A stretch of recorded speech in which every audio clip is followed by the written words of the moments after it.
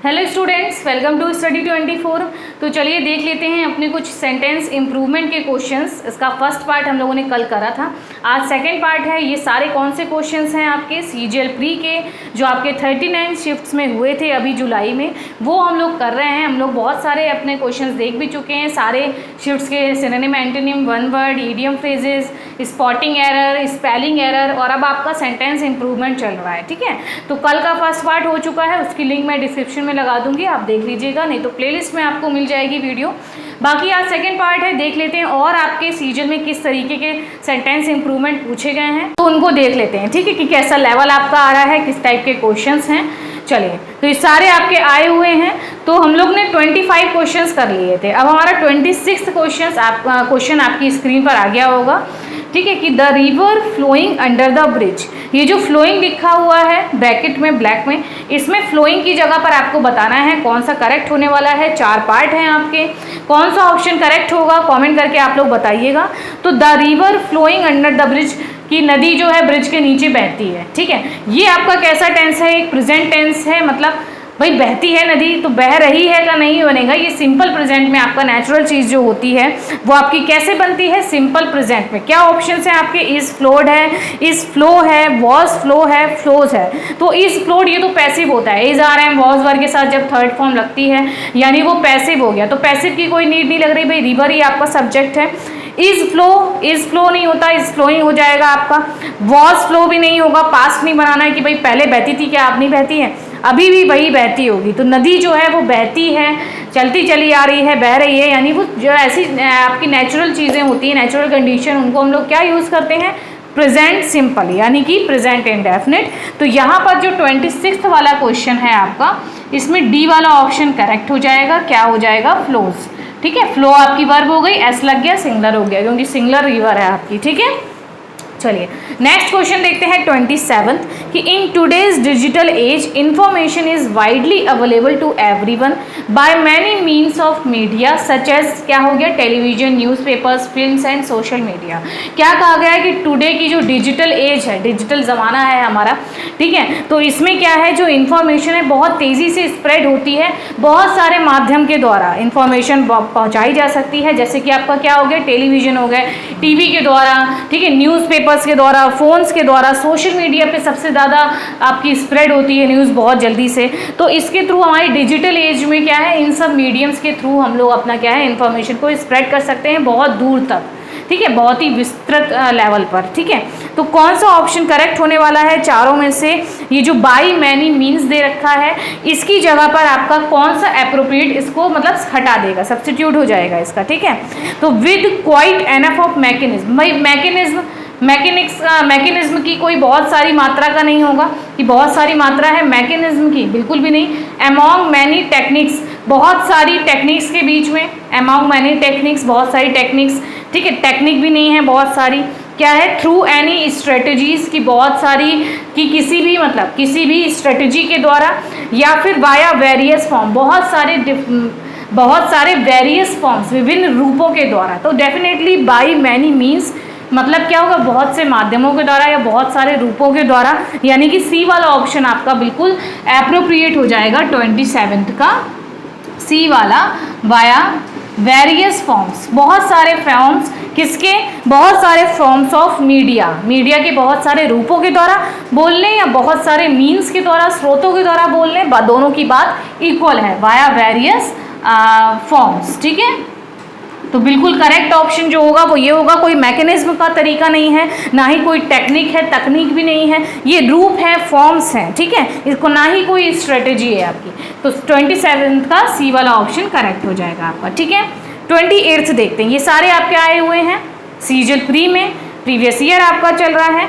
Next question है, they are the people which are looking to expand their horizons in the fast growing tourism industry, कि भाई ये वही people हैं, ये लोग हैं जो क्या कहते हैं, which are looking to expand, जो मतलब बहुत ज़्यादा अपने हॉरिजन मतलब क्या हो गया, क्षितिज हो गया आपका, कि भाई अपने क्षितिज को बहुत ग्रो करना चाहते हैं, किसमें, टूरिज्म इंडस्ट्री में ये वो लोग हैं जो अपने आप को मतलब अपनी पहचान, अपना हॉरिजन, अपना क्षितिज उसको क्या करना चाहते हैं, खूब ज़्यादा बड़ा बनाना चाहते हैं, बहुत ग्रो करना चाहते हैं, उसको बहुत ग्रो कर रहे हैं टूरिज्म इंडस्ट्री में।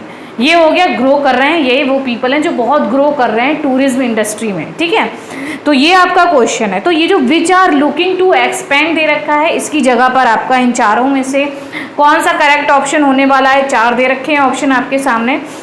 तो देखिए दे रखा है which are looking to expand का दे रखा है that are look to expand, ठीक है। आर के साथ इन्होंने क्या लगा दिया है, लुक्ड लगा दिया है। भाई लुक्ड का क्या मतलब है, आपको पता है is are am was were के साथ जब हम थर्ड फॉर्म लगाते हैं वो पैसिव होता है, तो हमें पैसिव नहीं बनाना भाई, आपका यहाँ पर कोई पैसिव की ज़रूरत नहीं है। विच लुक्ड टू एक्सपेंड हमें प्रेजेंट रखना है, they are the people, are को हमें चेंज नहीं करना, हमें प्रेजेंट रखना है, लुक्ड नहीं कर देना, पास्ट नहीं बना देना।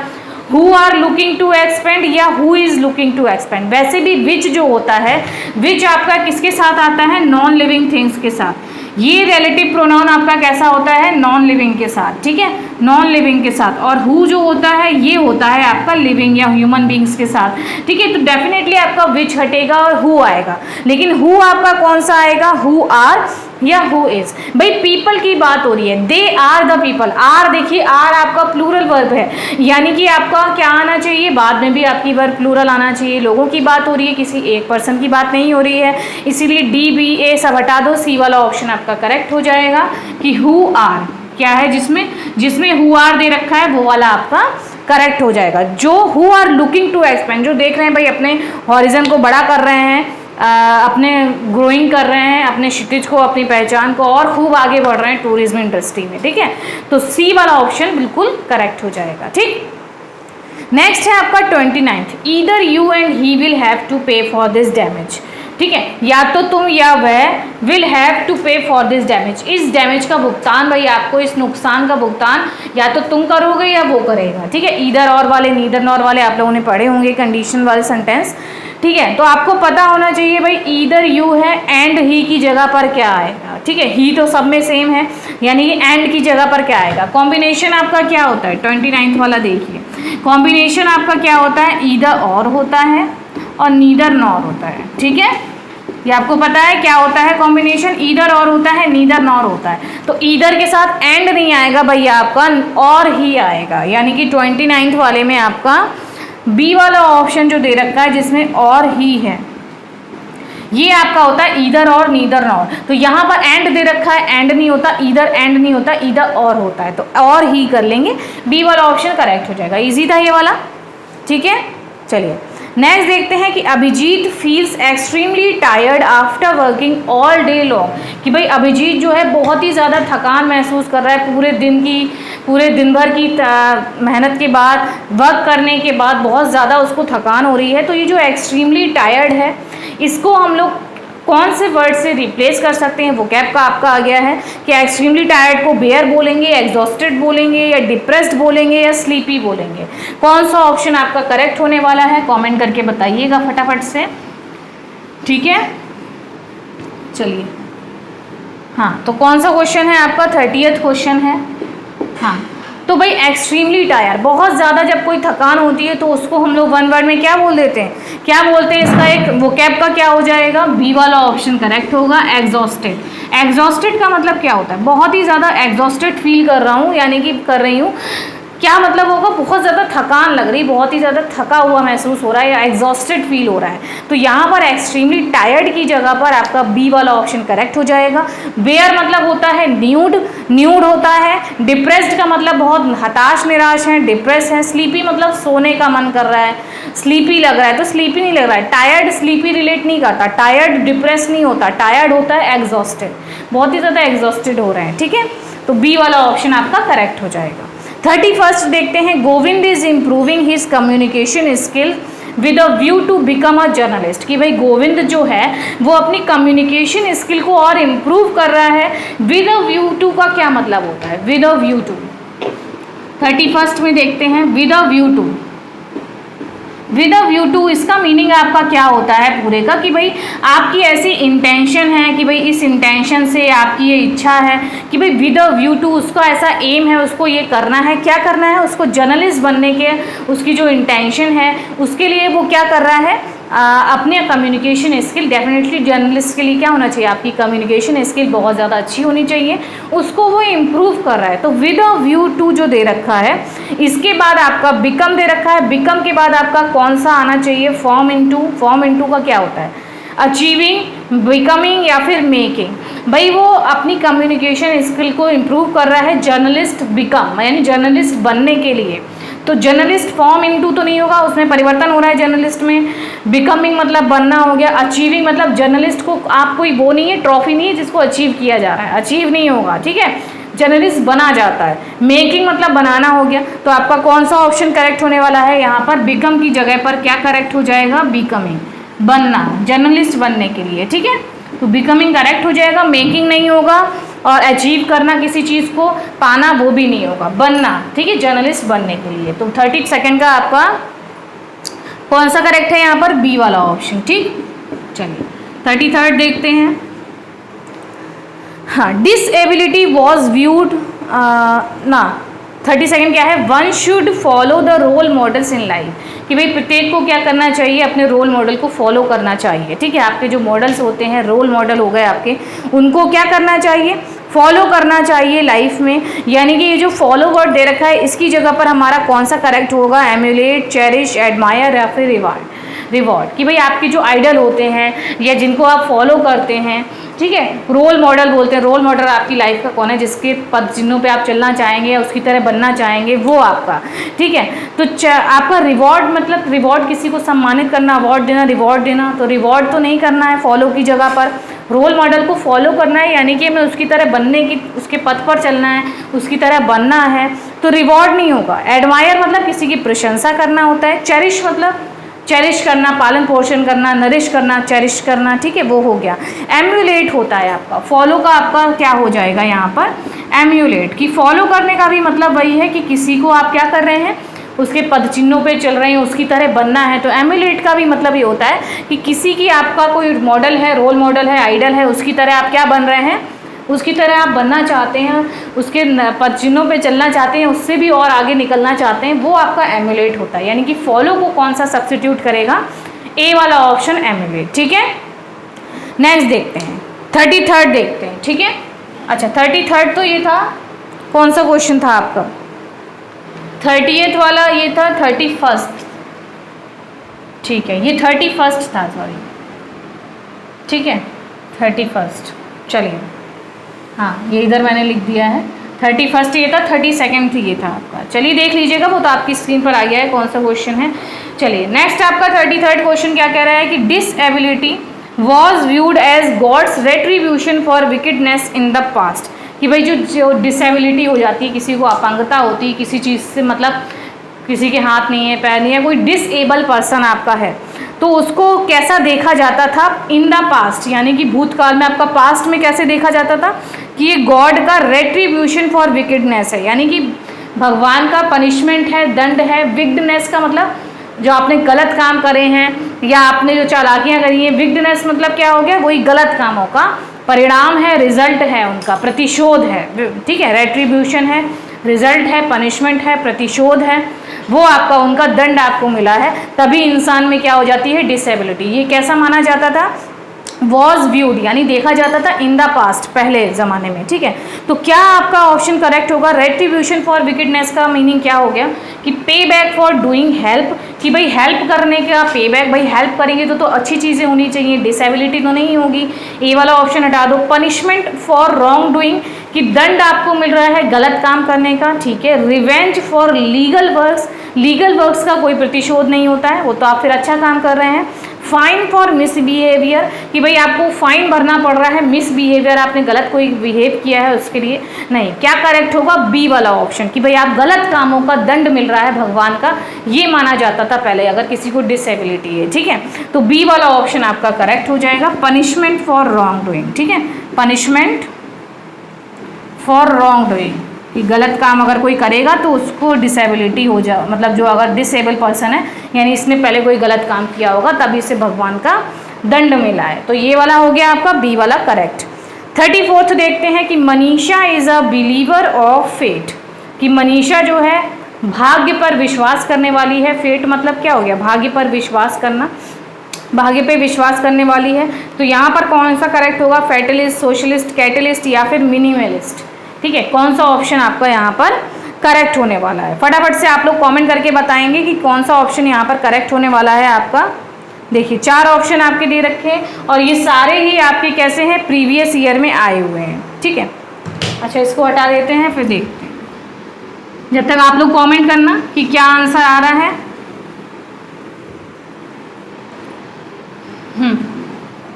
तो क्वेश्चन नंबर आपका है 34th कि मनीषा जो है भगवान पर विश्वास, वो भाग्य के पर विश्वास करने वाली है। ये देखिए 1 वर्ड आ गया, मैंने पहले भी इस पे भी फर्स्ट पार्ट में भी बहुत से क्वेश्चंस ऐसे आए जो डायरेक्ट वोकैब बेस आपके आए। ठीक है, जिसमें डायरेक्ट वोकैब पूछ ली गई। ठीक है, जैसे यहाँ पर भी आपका एक्सट्रीमली टायर्ड जो पूछा गया था उसमें आपका आ गया था क्या, एग्जॉस्टेड आ गया था, वोकैब आ गई आपकी। यहाँ पर भी 1 वर्ड आ गया, बिलीवर ऑफ फेट, भाग्य पर विश्वास करने वाले को हम लोग क्या बोलते हैं, फैटलिस्ट, भाग्यवादी। भाई ये भाग्य पर विश्वास करने वाला पर्सन फैटलिस्ट होता है, यानी कि भाग्यवादी पर्सन, ए वाला ऑप्शन करेक्ट हो जाएगा। सोशलिस्ट यानी समाजवादी हो गया। कैटलिस्ट मतलब उत्प्रेरक होता है, कैटलिस्ट किसी अभिक्रिया में होता है, कैटलिस्ट हो गया। या इक्वेशन में, इक्वेशन को बढ़ा देने वाला उत्प्रेरक जिसे बोलते हैं। मिनिमलिस्ट मतलब न्यूनतम हो गया, न्यूनतम जो सब चीज़ें उसे कम कम चाहिए, तो न्यूनतम भी नहीं होता, वो क्या होता है, फैटलिस्ट होता है, भाग्यवादी होता है। ठीक है, चलिए नेक्स्ट क्वेश्चन देख लेते हैं अपना 35th क्वेश्चन। हाँ जी, चलिए 35th वाला क्या दे रखा है आपका, चलिए आपकी स्क्रीन पर आ गया होगा कि the family is neither interested in selling the house और रीबिल्डिंग इट, कि भाई जो फैमिली थी वो ना तो आपका इंटरेस्टेड थी घर को बेचने में और ना ही उसको रीबिल्ड कर रही थी, फिर से बना रही थी, रीबिल्ड कर रही थी। तो कौन सा ऑप्शन जो है रीबिल्डिंग इट को करेक्ट होगा। ठीक है, और रीबिल्डिंग इट, ठीक है, और पे भी आपका अंडरलाइन है, और रीबिल्डिंग इट जो दे रखा है इसकी जगह पर आपका कौन सा करेक्ट होगा इन चारों ऑप्शंस में से। देखिए क्या हो जाएगा कि the family is neither interested in selling the house और रीबिल्डिंग इट जो दे रखा है की जगह पर, देखो सबसे पहले आपका क्या है, ये नीदर नॉर वाला, अभी हम लोगों ने ईदर और वाला करा था जो कॉन्सेप्ट, वैसे ही आपका ये आ गया है नीदर नॉर वाला। आपको पता है भाई नीदर नॉर के साथ हम लोग नीदर के साथ क्या लगाते हैं, नॉर लगाते हैं, और इन्होंने क्या लगा रखा है, हाउस और रीबिल्डिंग इट। तो ये जो और दे रखा है इसको हटाकर इसकी जगह पर नॉर कर देंगे, तो नॉर वाला ऑप्शन आपका किस में है, देखिए हाँ, नॉर रीबिल्डिंग। ठीक है, नॉर रीबिल्डिंग इट। ठीक है, तो ये आपका करेक्ट हो जाएगा, नॉर रीबिल्डिंग, ना तो ये बना रहे हैं ना ही बेच रहे हैं। ठीक है, ना फिर से इसको बना रहे हैं। ठीक है, नीदर नॉर होता है, ईदर और होता है आपका। ठीक है, इस पर बहुत ज़्यादा आपकी एरर भी आती हैं, स्पॉटिंग एरर हम लोगों ने करी भी हैं। ठीक है, और सेंटेंस इंप्रूवमेंट में भी पूछ लिए जाते हैं, फिलर में भी आ जाता है, बहुत इंपॉर्टेंट आपका ये टॉपिक है, नीदर नॉर ईदर और।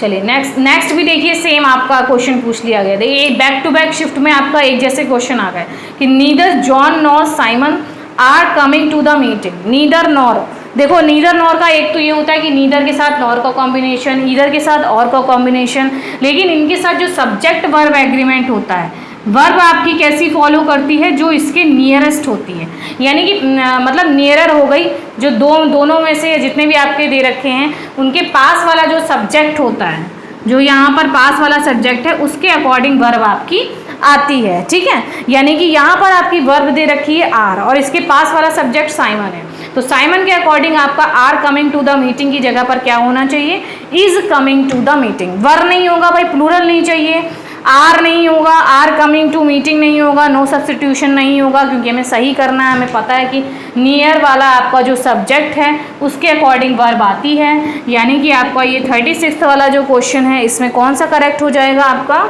सी वाला ऑप्शन इज कमिंग। ठीक है, अब यहाँ पर साइमन की जगह पर अगर कोई प्लूरल सब्जेक्ट होता तो उसके अकॉर्डिंग आपकी वर्ब आ जाती। ठीक है, लेकिन यहाँ पर साइमन भी सिंगुलर है, जॉन भी सिंगुलर है, लेकिन आपका वर्ब कैसी आई है, ऐसा मत समझिए जॉन के अकॉर्डिंग आ रही है, नियरर वाले, नियरर आपका क्या है, साइमन। ठीक है, साइमन जो है आपका उसके अकॉर्डिंग आपकी वर्ब फॉलो करेगी, इज आ जाएगा। ठीक, नेक्स्ट देखते हैं 37th आपका क्या है कि the man was convicted for murder by the jury but he is not committed it. कि भाई द मैन, कि भाई जो पर्सन है, जो आदमी है, उसको क्या करा गया है, दोषी करार दिया गया है, मर्डर के लिए उसे दोषी ठहराया गया है, कन्विक्टेड किया गया है फॉर मर्डर जूरी के द्वारा, लेकिन he is not committed it, लेकिन उसने ये कमिट नहीं करा है, उसे दोषी ठहराया गया है लेकिन वो इनोसेंट है, उसने कमिट नहीं करा है।